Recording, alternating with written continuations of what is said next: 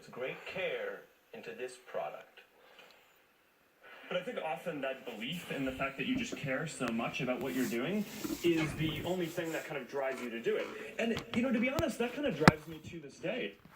I'm joined now by Roger McNamee, who's a former mentor to Zuckerberg, an early investor in Facebook, but has been critical of their recent choices. Neera Tanden is president and CEO of the Center for American Progress and something of an expert on the rising role of Facebook in American politics and campaigns. And Clint Watts, who many remember as a former FBI special agent who sounded the alarm about many of Russia's tactics in congressional testimony and is an analyst for us.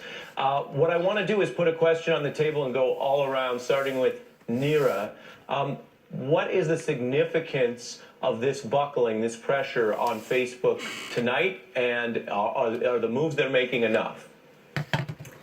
You know, frankly, I was really disappointed in the statement. It took, Mark Zuckerberg took responsibility, but he walked through a bit of a timeline, but there are a lot of questions that are still unanswered, and I really thought that he should have at least apologized, said, as you mentioned, said he would testify himself, but also provide more answers. For example, we don't know how many of the 50 million people who were basically tapped in by Cambridge Analytica, how many of those people are in states like Michigan and Wisconsin, Pennsylvania. These were very close states. Cambridge Analytica used those data points. And there's just really a series of questions. And so far, Facebook looks like it's covering it's trying to deal with a PR crisis instead of dealing with a democracy crisis. Clint?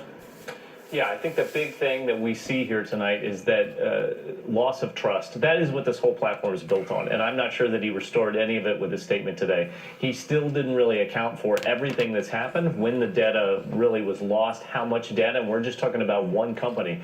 I mean, they've been showcasing for years how much reach they have, how well they can advertise to you. Mm-hmm. So why should we think this one app developer is the only one? We only know about it because of the election, because it's been such a big issue. But I think they only care about it because they got caught on tape.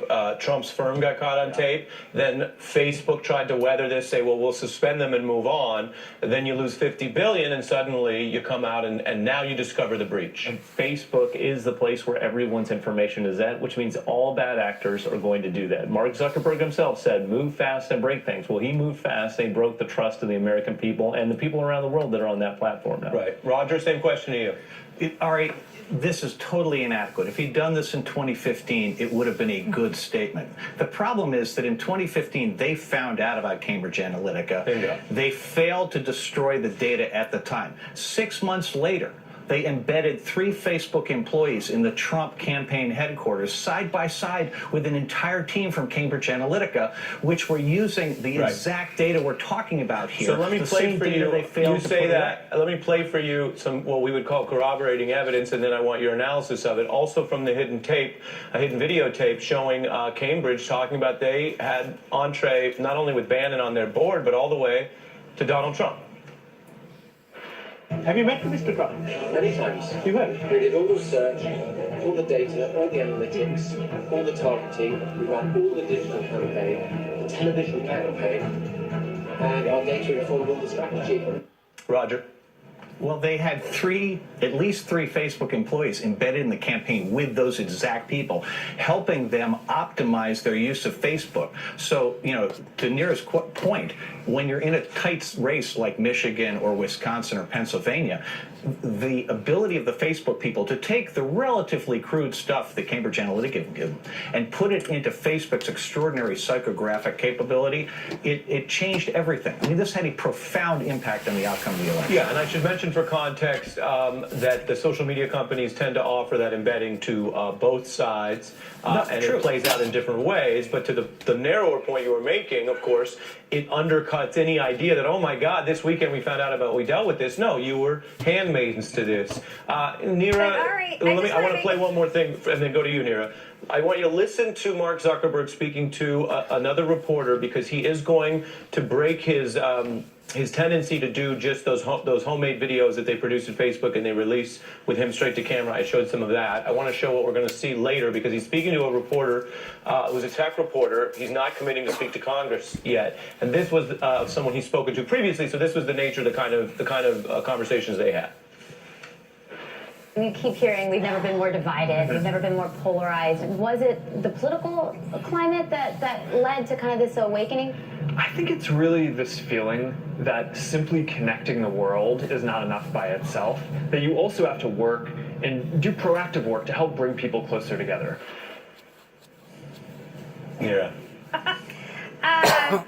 Yeah. And what's wrong with that? Obviously, Clinton and others have done tremendous work on how Facebook is actually used to divide people against each other. Cambridge Analytica talked about how, in this video, they talked about how they use divisive techniques, racially divisive techniques. But I'd like to just go back to one point that was made earlier, which is, it's not that everybody used the same techniques. Cambridge Analytica broke the rules. These are rules that, as far as we know, Hillary Clinton's campaign did not have access to. They did not have access to 50 million people's data points. Exactly. That this is what is particularly troubling. Now we have the third, probably of multiple instances in which the Trump campaign broke the rules to have access to specific data. We've also known about Russian hacking. We also know about Russian disinformation campaigns. So I think, frankly, Facebook has to be a lot more honest with the American people of how this tool that we put our trust in was manipulated by Cambridge Analytica and the Trump campaign, and what effect it actually had in the election. And the exposure is key because much of this is not in doubt. You have Cambridge suspending and trying to at least say, sorry, we got caught. Maybe it's not enough. You have Facebook under the pressure admitting it. You have a Cambridge whistleblower who spoke to our own Savannah Guthrie explaining his concern with how they do business. There's not a lot of debate here about the bad things that were done. The only question is what will be done about them. And at this hour, 6:12 p.m. on the East Coast, Mark Zuckerberg making no moves towards publicly addressing it under oath, as so many other people, I would say so many other less central players have already done in this probe. Roger, Neera, and Clint, thanks to each of you for your expertise. We have a big show. There's new reporting on a criminal probe that was set into Jeff Sessions. It was authorized by the man on the right who he later fired, Andy McCabe. What the Russia probe has to do with all of that, I have the answer actually tonight because we have new reporting. Also, Donald Trump under siege. All right, I got to say something in regard to what you just got through hearing about Facebook. It's pretty obvious right now Facebook is under attack because of whatever reasons. The thing about it is, I trust Mr. Zuckerberg. His original concept was to bring people together, and the benefit to that by using global social media, it's kind of like whenever the bad tires come up in the Explorers back years ago and there was a lot of rollovers. If we didn't catch that on a big media platform, it never would have come out into the open towards what the actual problem was pertaining to the bad tires and the rollovers. It's just like any other tool. It can be used for a benefit to society, or it can be used to harm society. I understand that they are picking and probing and trying to find every kind of defect about Facebook that they can. They're scrutinizing it. Same way that they scrutinize the president, or they scrutinize other large entities up in or on the world. By and large, society wants to scrutinize it. Kind of like the way that they scrutinize me. Kind of like the way that they scrutinize Jesus. This is my opinion, and you can take it for what it's worth because I really don't know. But I've seen this happen again and again and again and again throughout my lifetime. I'm soon to be 58 years old, I think. I really don't want to count. 58 will be tomorrow, my birthday. But I've seen from the farming industry to the body shop industry to the plumbing industry to the electrical industry, everything all the way down to A to Z, that every time somebody invents something that starts to have massive production of it, kind of like, was it Benjamin Franklin that created the electricity? The government wants to get its hands in it. And of course, we thought enough of certain people to actually put their images on our currency, pertaining to these people that has made such glorious bounds and leaps to society in a good way, not a bad way, but a good way. And there's no doubt, I've heard Mrs. Zuckerberg talk about how that there was tweaks and how things that needed to be improved, and how that they're working on areas every day. But I personally think that this is going to give the government of the United States an opportunity or a reason of basically going in and taking over Facebook. Once more,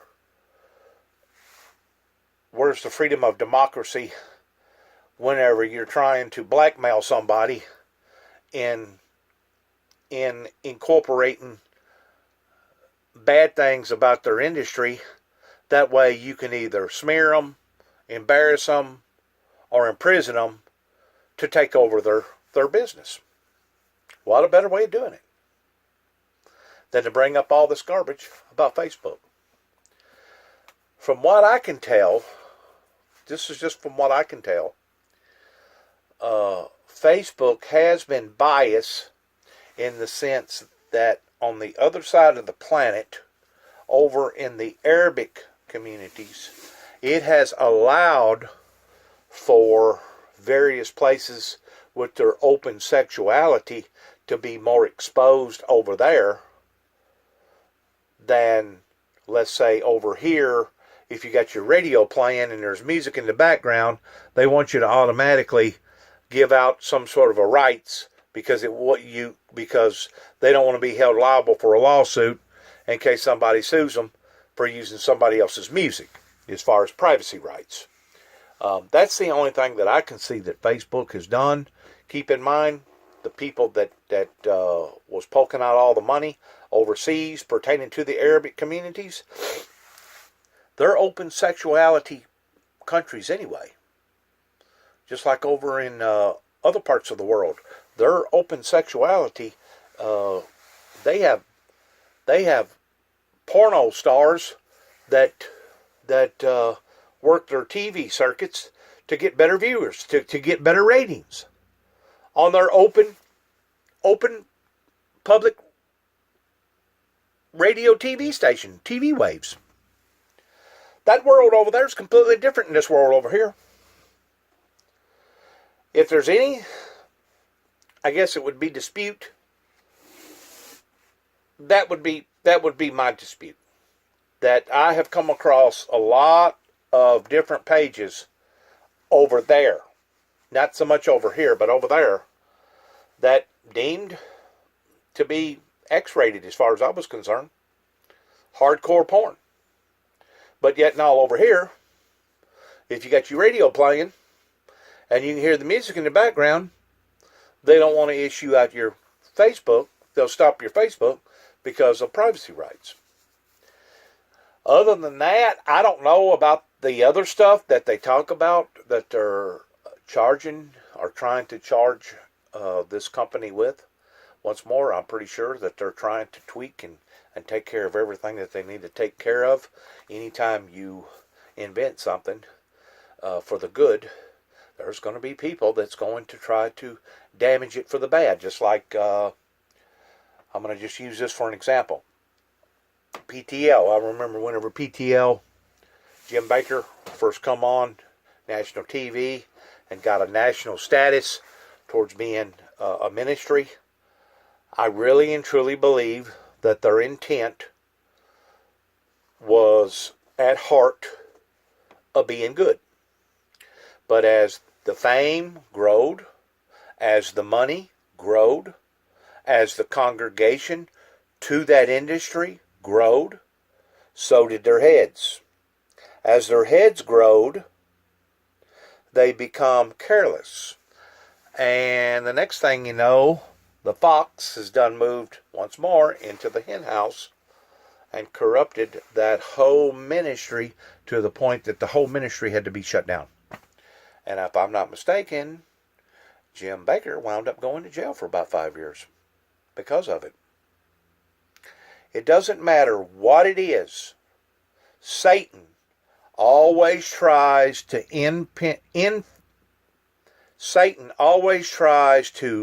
impenetrate something that can be used for the good of God, for the glory of God. Satan tries to impenetrate it towards turning it around and making it out like it's bad. Tried to stop the Bible back in the Dark Ages. This isn't the first movement that we've seen of a demonic movement that's trying to destroy something that's good. We shouldn't act surprised that this is going on pertaining to Facebook. People need to wake up and understand who their adversary is. He's out to kill, steal, and destroy. And if we keep on, we're no longer going to have a nation over here. That's the reason why Donald Trump keeps trying to do the things that he's doing. And as far as the telephone call to Mr. Putin, that's just a professional courtesy call that one leader establishes to another leader. We all know who's in charge. It's not the Republicans. It's not the Democrats. It's not the independents as far as the Tea Parties. It's not necessarily the Americans more than the Chinese, or the Chinese more than the Russians, or the Russians more than the Saudis, or the Saudis more than any other country in the world. We all know who's in charge, the wealthy and the rich. It goes all the way back to the pharaohs. You have the Hazes and the Has-nots. The Hazes plans on not only having what they have, but they plan on taking what the Has-nots don't even have. And whenever the Hazes can't get nothing no more from the Has-nots that don't already have nothing, then they start taking from themselves. The rich start stealing from the rich. That's what causes the calamity. And that's what's going to be the fall of not only this great nation, but the fall of the world if we don't wake up and recognize the schemes and the tactics that Satan is proclaiming to the rest of the world as well as us over here in the USA. Now, that didn't cost you nothing, and that's just my opinion. And if your opinion is similar to that, if you don't mind, go ahead and pass this on to the next candidate and let them listen and hear what they got to say about whether or not it's a yay or a nay. Thanks again. Good luck to all of us, and shalom. See ya. Bye.